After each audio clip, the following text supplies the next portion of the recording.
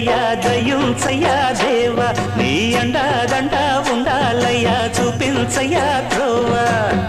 ఇంటి వంటలారగించి తొండమెత్తి దీవిల్చయ్యా తండ్రి వలె ఆదరించి తోడు నీడ అందిల్చయ్యా ఓ